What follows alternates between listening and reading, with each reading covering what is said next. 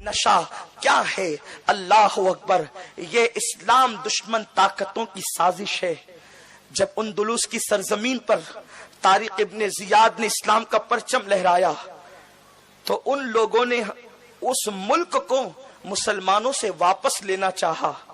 तो सोचा कि मुसलमानों से हम तलवारों के बल पर मुल्क को वापस नहीं ले सकते। तो क्या किया?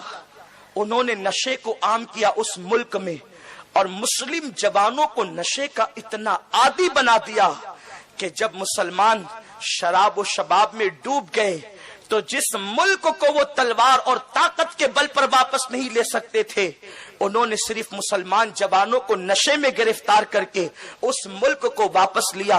आप क्या समझते हो हमारे साथ ये साजिश की जा रही है? मुस्लिम अक्सरियती इलाकों के अंदर नशे को जो है वो आम किया जा रहा है, नशीली दवाओं को आम किया जा रहा है ताकि बच्चा बच्चा नशे के अंदर मुब्तला हो जाए। और लोग नशे में जो गिरफ्तार होते हैं उसकी वजह यह भी है कि अल्लाह अकबर, जो नशा करने वाले लोग हैं उनकी सोहबत में जब बैठने वाला जब बैठता है तो फिर उसको भी नशे का शौक होता है।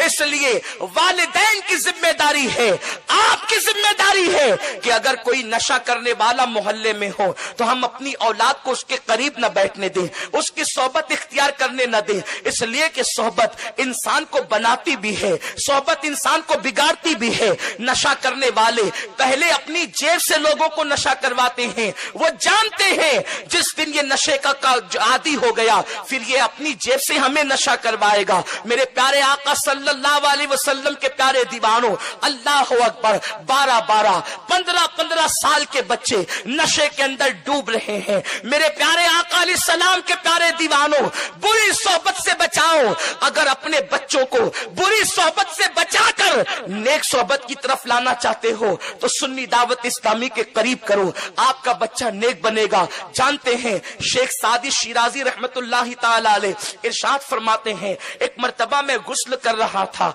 मैंने मिट्टी को अपने बदन पे मलना शुरू किया, मिट्टी से गुलाब की खुशबू आई। मैंने मिट्टी से पूछा, ए मिट्टी बता तुझ में गुलाब की खुशबू कैसे पैदा हो गई? तू तो मिट्टी है, महकना तेरा काम नहीं, महकते तो गुल किया करते हैं, लेकिन तू किस तरह महक रही है? तो मिट्टी ने जवाब दिया कि ए सादी, मैं चंद दिन गुलों की सोहबत में रही, उनकी खुशबू मेरे अंदर भी बस गई। पता चला अगर नेकों की सोहबत में इंसान रहता है तो नेकियों के असरात पैदा हो जाते हैं। इसलिए जुआरियों के, शराबियों के, चोर और डकैती करने वालों के साथ अपने बच्चों को हरगिज न रखो। मेरे प्यारे आका सल्लल्लाहु अलैहि वसल्लम के प्यारे दीवानों, अल्लाह अकबर, फिल्मों के जरिए से ऐसे ऐसे इश्तिहारात दिए जा रहे हैं, फिल्मों के जरिए से इस तरीके के नशे को आम करने का तरीका बताया जा रहा है कि उस पर कंट्रोल करना मुश्किल हो गया है। मेरे प्यारे आका अलैहि सलाम के प्यारे दीवानों, जो लोग नशे के आदी हैं वो कहते हैं अब हम आदी हो गए, अब हम इसको छोड़ नहीं सकते।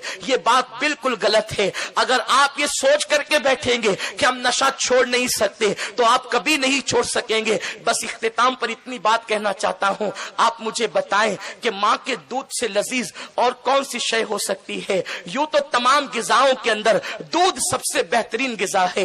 वो प्यास भी बुझाता है, वो भूख भी खत्म करता है। जब जानवरों के दूध की तारीफ कुरान में अल्लाह ने फरमाई है तो माँ के दूध की शान क्या होगी? माँ का दूध वो है जब कोई गिजा हजम नहीं होती तब बच्चा माँ का दूध पीता है। आप मुझे बताएं, 2 साल तक के जब हम माँ का दूध पीते पीते जब बढ़ने लगते हैं, एक वक्त आता है माँ दूध छुड़ाती है और बच्चा छोड़ता भी है। आप मुझे बताओ, जब माँ का लजीज दूध 2 साल तक के पी पी कर अगर इंसान छोड़ना चाहे तो उसको छोड़ सकता है, तो शराब के कड़वे घूंट को वो क्यों नहीं छोड़ सकता?